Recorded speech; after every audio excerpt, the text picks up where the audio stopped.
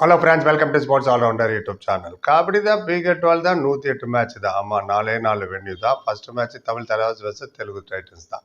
Right, என்ன பேச போகிறேன்? நிறைய பேர் டெய்லி கேட்டுட்டு இருக்கீங்க. ஏன் சார் ஒன்லி 108 மேட்ச்சு? ஏன் சீக்கிரமாக 2 மாதத்தில் முடிச்சிடுறாங்க டோர்னமெண்ட்டு? ஏன் 22 மேட்ச் இல்லை? ஏன் 18 மேட்ச் தான்? இது மாதிரி பல குழப்பங்கள் உங்களுக்கு இருக்குது. அதனால் நிறைய பேர் கேட்டீங்க. சரி, அதுக்கான விடையை சொல்லிவிடுவோம் அப்படின்னு எனக்கு தெரிஞ்ச விஷயத்த ஷேர் பண்ணிக்கிறேன். ஏன் டோர்னமெண்ட்டு சின்னதாகிட்டாங்க? ஐபிஎல் மட்டும் பெருசாகிட்ட போகுது, இது ஏன் சின்னதாகிட்ட போகுதுன்னு கேட்டாங்க. ஸோ விஷயத்துக்குள்ளே போயிடலாம். ரைட், 4 வைசாக்கு, ஜெய்ப்பூர், சென்னை, டெல்லி. உங்களுக்கு தெரியும் 4 தான். 108 மேட்ச், கிட்டத்தட்ட 24 மேட்ச் கம்மியாகிடுச்சு. லீக் ஸ்டேஜ் மட்டுமே பார்த்தீங்கன்னா ஆகஸ்ட் 29லேருந்து அக்டோபர் 23 வரைக்கும் 56 நாளில் லீகே முடிஞ்சிடுது. போன சீசனில் 90 இது வரைக்கும் நடந்ததில் 90 டேஸ் வரைக்கும் நடந்தது டோர்னமெண்ட்டு. ரைட், எல்லா டீமும் வந்து 7 டீம்கிட்ட மட்டும் 2 வாட்டி விளையாடுறாங்க. பாக்கி 14 மேட்ச் ஆகிடுச்சா, பாக்கி 4 டீம்கிட்ட ஒரே ஒரு வாட்டி தான் விளையாடுறாங்க. ஸோ இது எப்படி இந்த ஃபார்முலா ஒர்க் அவுட் பண்ணாங்க? அது ஏன் இந்த 4 மட்டும் ஒன்று லைக் டெல்லி, ஜெய்ப்பூர், பாட்னா அண்ட் பொன்னேரி பால்தன் இவங்ககிட்ட மட்டும் ஏன் ஒரே ஒரு வாட்டி நீங்கள் கேட்பீங்க. எப்படி ட்ரா பண்ணாங்கன்னு எனக்கே தெரியாது. ஆமாம், தெரியல என்ன பேஸில் அதை எடுத்தாங்க, இல்லை லக்கி ட்ரா மாதிரி எடுத்தாங்களா?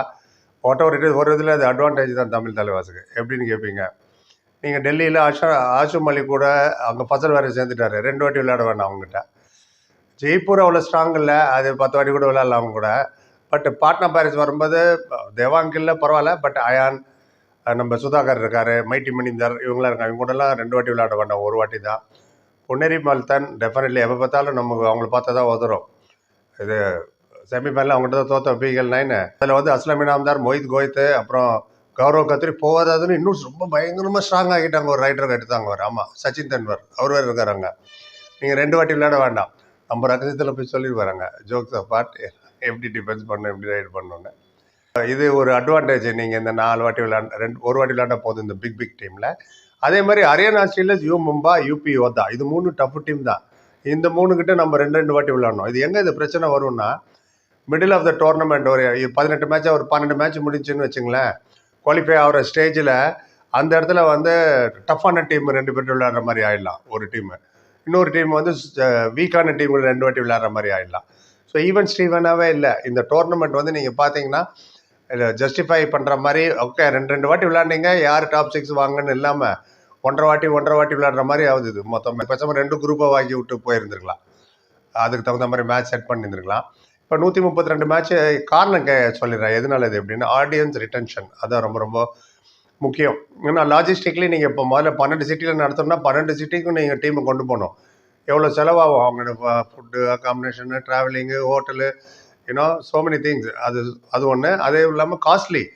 அண்ட் ஐபிஎல் மாதிரி கிடையாது. ஐபிஎல்ல மட்டும் ஏன் இவ்வளோ மேட்ச் விளையாடுறாங்க இவ்வளோன்னு கேட்பீங்க நீங்கள். அதுக்கு ஒரு முக்கியமான காரணம் என்னன்னு பார்த்தீங்கன்னா, கபடி பொறுத்தவரை இந்தியா, ஈரான் இந்த 2 தான் பெரிய டீம் விளையாடுறது. பாக்கி எல்லாமே குடி குடி டீமு. ஆனால் கிரிக்கெட் அப்படி கிடையாது. இப்போ பாருங்களேன், ஐபிஎல்ல Australia, England, South Africa, West Indies, New Zealand இந்த 5 டீம் இருக்குல்ல பெரிய டீமு. அந்த 5 டீம்லேயும் கபடி பிளேயர் யாரும் நம்ம இதில் இல்லை பிகேல. ஸோ அந்த 5 டீம்லையும் கபடி இந்தியன்ஸ் மேபி பார்ப்பாங்க. அங்கே இருக்கிற இந்தியன்ஸு சிட்னிலேயோ, மெல்பர்ன்லேயோ, டர்பன்லேயோ, ஜோன்ஸ்பர்க்லேயோ, ஜமைக்காவில், இல்லைன்னா லண்டனில், பெர்மிங்ஹாம்லன்னு. ஆனால் அந்த ஊருக்காரங்க பார்க்க மாட்டாங்க. இப்போ ஒரு Mitchell Stark, Pat Cummins, travels side விளையாண்டா ஆஸ்திரேலியனே பார்ப்போம்ல அந்த மேட்சை டிவியில் அங்கே உட்காந்துட்டு ஆஸ்திரேலியாவில். அதே மாதிரி ஜோஸ் பட்லர், ஆர்ச்சர், மொயின் விளையாடும்போது England. I'm not talking about Indians எப்படி இருந்தாலும் பார்ப்பாங்க. அந்த நேஷனாலிட்டி அந்த பீப்புள் பார்க்க மாட்டாங்க.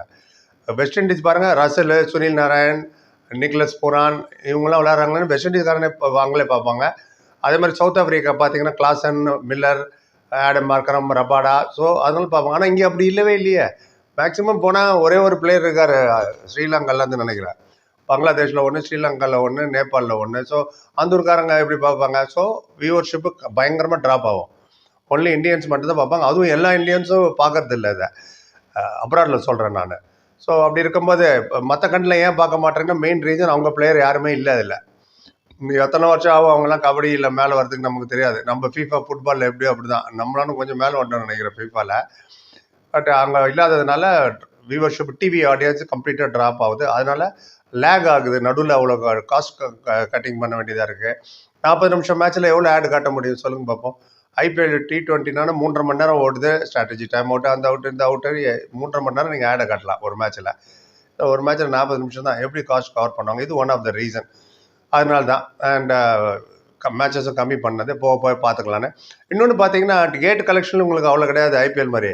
அகமதாபாத்தில் 1,35,000 பேர் பார்ப்பாங்க. மல்டிப்ளை பண்ணி பாருங்கள், 1000 ரூபா போட்டு ஒரு டிக்கெட்டு.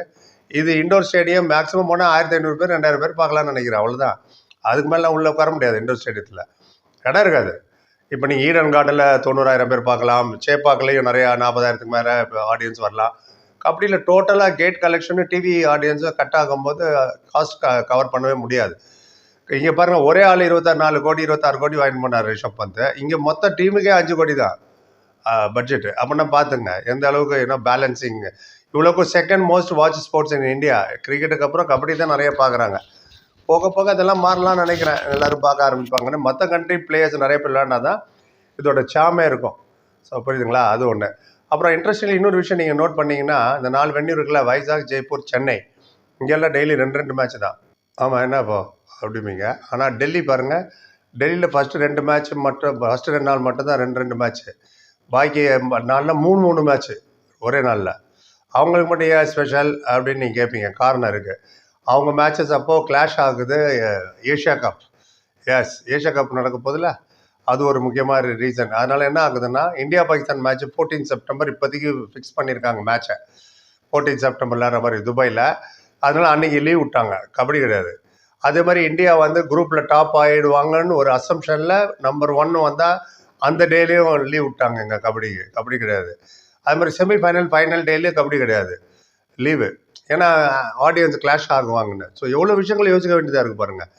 ஏஷியா கப் எப்போதும் ஏதாவது ஒரு வந்து நம்மளை தொல்லை பண்ணிகிட்டே இருக்கோம். வேர்ல்டு கப் பண்ணிச்சு, T20 வேர்ல்டு கப் பண்ணிச்சு, சாம்பியன்ஸ் ட்ராஃபி பண்ணிச்சு, அப்படி எல்லாத்தையும் சமாளித்து முட்டி மோதி வந்துட்டோன்னு வச்சுங்களேன். ஆனால் இந்த வாட்டி நானும் டிஸப்பாயிண்டட் தான். 28 மேட்ச் கம்மியாகுது, கஷ்டமாக தான் இருக்குது. அதே சமயத்தில் லாஜிஸ்டாகவும் ஃபைனான்ஷியலாகவும் நம்ம நோட் பார்க்கணும். ஃபீஸபிளாக என்ன டயர்டாகிடுறாங்க ஆடியன்ஸு. இப்போ நம்ம தமிழ் தலைவர் இன்னைக்கு 3 மேட்ச் இருக்குன்னு வச்சுங்களேன். Tamil Thalaivas match first match பார்த்தா போயிடுவாங்க நிறைய பேர். பாக்கி 2 மேட்ச் பார்க்க மாட்டாங்க டிவியில் கூட. எப்படி அப்படி சொல்கிறீங்கன்னா, என்னோடய வீடியோ எடுத்துங்களேன், தமிழ் தலைவாஸ் தானே நீங்கள் பார்க்குறீங்க, மற்ற வீடியோ யாரும் பார்க்குறதில்ல. இவ்வளோக்கு தமிழ் தலைவாஸ் ஜெயிச்சா தான் பார்க்குறாங்க. தமிழ் தலைவாஸ் வந்து குவாலிஃபை ஆனால் தான் பார்க்குறாங்க, அவரை மாதிரி இருந்தால் தான் பார்க்குறாங்க. 12-13 மேட்ச்லேயே குவாலிஃபை ஆகலைன்னு தெரிஞ்சோடனே போன சீசன் அதுவும் பார்க்குறது விட்டாங்க.